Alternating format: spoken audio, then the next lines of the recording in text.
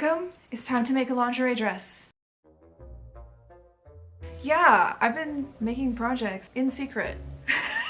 Because it's kind of fun. I'm working on a day dress right now because I got this book. It has literally sparked like so much excitement in terms of like making more Edwardian stuff. This is like early 1900s and it's really cool, and I saw this beautiful, beautiful dress with like ruching and shirring and lace on it. Everybody, it seems, has like that white dress, like the lingerie dress that we all know, that we all love, and it's getting warmer. My flowers are about to bloom. I'm a very proud plant mommy. My dahlias and my daisies, everything else that I threw out there, I don't know what else is out there, and I'm just excited to make something really pretty and lacy and walk around in my tiny little garden. So yeah, here's my explanation, sort of. The first step involved sorting out the few short paragraphs of instructions for how to make this particular dress that are in the book. As you can see, it is fairly vague. For instance, the skirt instructions simply say, join the skirt portions according to the X's, leaving sufficient space at the back for a placket. Sure the fullness of the top to fit the waist measurement. Luckily, if you saw my last video experimenting with vague Edwardian instructions, you know that I have experience with gathering stuff to the various parts of my body to make it work. So I'm not too scared. The instructions tell us that we need the bust measuring tape. This book provides you a ruler for measurements of 18 inches to 44 inches. I copied the pieces and taped them together, and now I will use this to draft the patterns. Drafting the patterns involved a straight ruler and a French curved tailor's ruler. Mine are clear because it's nice to see under what you cover up, and also this is just what I have. You start by rolling out your drafting paper and making a 90-degree corner with your straight ruler. The corner itself is labeled as A, and from there you measure down and over using your specific bust tape you just got from the back of the book. I extended lines out from all the vertical markings. For things larger than 10, I would make a small circle and mark it as 1, 2, or 3. This way I knew I was past 10, 20, or 30, or 40, or 50, and didn't have to remeasure every time. I highly advise you do this on a table, but for me, I got my yoga in while marking everything on the floor, taking breaks frequently to rest my back. Be advised, the skirt pattern pieces are enormous, mostly because the waist will be gathered and because it's only a 4-piece skirt. According to the instructions, we are using the waist measure tape for drafting the skirt. Please be sure you know which tape is for what, because I made that mistake. The bust is for the top, the waist is for the bottom. At this point, I had to recover from all that floor work and spent some time resting, snacking, napping, and not at all feeling guilty about it. I also watched Chelsea Zouder's 2 videos on making her glacier dress, which I highly suggest you watch too. The first part of construction was the most handwork intensive. This involved a decorative yoke, which we can see in the photo is very, very, very fancy. The description says the yoke is made of alternate rows of shirring and insertion, which led me to wonder what shirring even is. After a Google search yielded what we see in several modern bodices, where the gathers are made with stretchy thread, and seeing as stretchy fibers like spandex were not invented in 1903, I quickly realized I needed to go to a historical source to find out the answer. This is when I realized this technique was very common in gowns from the mid-Victorian era. Essentially, shirring at this time would mean several parallel lines of straight stitches grouped together and gathered to create this kind of effect. However, seeing as the yoke is made to size and not huge to be gathered, I decided to go back even further to the 18th century, where ruching was a big deal. Deciding that this would look really nice on the yoke as well, I got out my pinking shears and quickly started cutting out 1.5-inch strips to sew in a circle around the yoke. I measured the length I needed for each piece and doubled it. This gave me the effect I wanted. Be aware that sewing it on required hand tacking to make sure it laid out smoothly, because I tried it with my machine and it did not go well. I did the same with the insertion lace, which I am still debating if I want to actually make insertion, as the only kind I had wide enough was actually a scallop pattern, and I actually really like it. I did do the insertion lace on the collar first, then sewed it to the yoke before I embellished it, so at least I have one line of insertion somewhere. Finally, I gathered the top edges of the front and back pieces and sewed them to the yoke. This actually does close in the center front. After adding the sleeves, I then covered up the seams with another row of scallop lace, tacking it down at the arms to keep it from flipping up. But don't worry! The Sleevil explanation is next! The sleeves are also huge. and also look the same upside down as up. But to get the exaggerated bell look at the cuff, the widest part is actually the bottom. The instructions say, "Shirr top of sleeve and join. The fullness at the bottom of the sleeve is gathered into a straight shirred cuff, and at the top to fit the arm side. Adjust sleeve in the usual way." Like, whatever that means. I think they mean the strategy that I use to fit sleeves into the arm size, so that's what I'm gonna go with. I chose a random cuff width and height that I liked, based just on looks, and then added my insertion to mimic the collar, and then set out to shirr the top portion of the sleeve. I chose to space my shirring out by 1 inch and really just marked the lines on the interior side of each sleeve. Then I straight stitched it. I measured my bicep to gauge a decent width to gather each straight stitch to, which ended up being around 15.5 inches.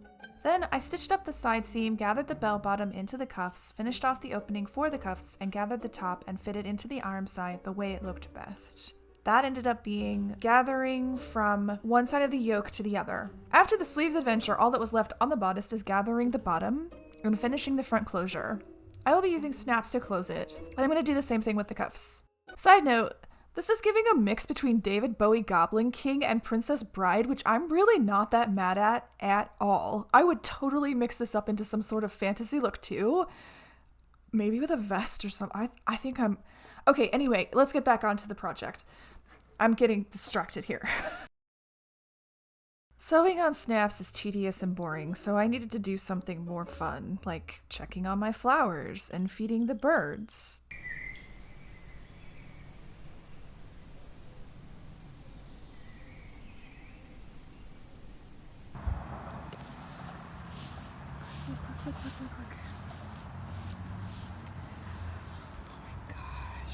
Also, maybe remembering to drink some water and rest a moment. The instructions actually do say to shirr the blouse at the waist also, but I decided not to. It is a fancy cake enough as it is, and I'm happy with it. For the skirt, I started by drawing the shirring lines following the curve of the top of the pattern. My first line was down by 1.5 inches, or 1.5 inches, and the remaining were spaced 1 inch apart. Then I stitched all the pieces together first, leaving the area for the back placket open, and then I stitched the straight stitches for the shirring all the way around the skirt. I added the waistband once that was complete, gathering the top edge of the skirt to a 34-inch waistband. My waist is 32 inches. If you like more, you can add more for overlap. Anyway, this way I could lay it on my dress form, complete with padded hip action, to make sure my shirring was shaped to the curve of my hips with my corset on. Once all the gathering is in the right spots, which is a little finicky, I must admit, I can then finish off the skirt opening at the back and add skirt hooks. Please note, you will likely need to cut the front in 2 pieces depending on your fabric width and if you remember to have a fold at center front instead of a seam. I forgot that part, so I have a small bit of fabric to stitch on but a seam down the middle, which I'm not going to worry about because I'm a human who makes mistakes, and that's okay.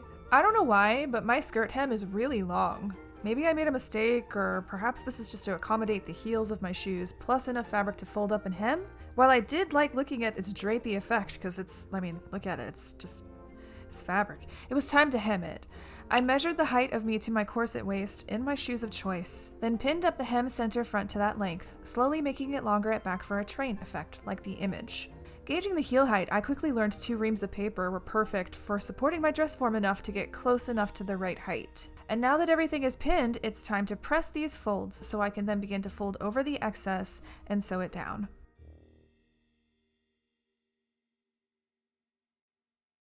After that is the fun part of adding ribbon.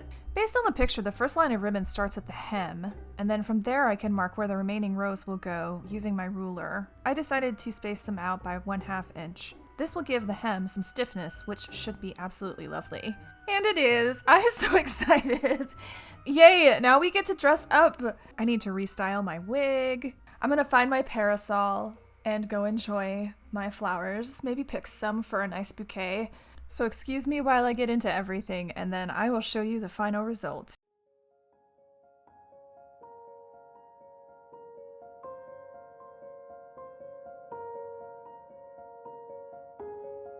I don't know who needs to hear this, but you can sew and be nice to yourself at the same time. Lately, I've been striving for returning my hobbies to the joy that they were meant for. handing my body to its own love and nourishment, connecting to the other communities we are a part of, like flora and fauna, and just slowing down.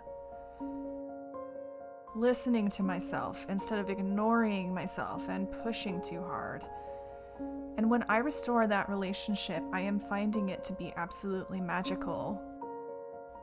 I am listening and trusting myself, making things at my own pace when I'm ready and defined by the boundaries of what I need. It isn't always easy, but it's a new pattern, and I'm encouraging it. So often, if we aren't focused on something all the time as quickly as possible, we feel like a failure. But actually taking care of yourself, listening to your own needs, and making the project actually fun and enjoyable is more successful than the first option, no matter what anybody tells you. There is no urgency. It's a hobby. It's there for you. I encourage you to actually sit with that for a moment. And sit for a moment. You don't have to prove anything. You don't have to explain anything. You can just be there. Take care, salty possums. Until next time.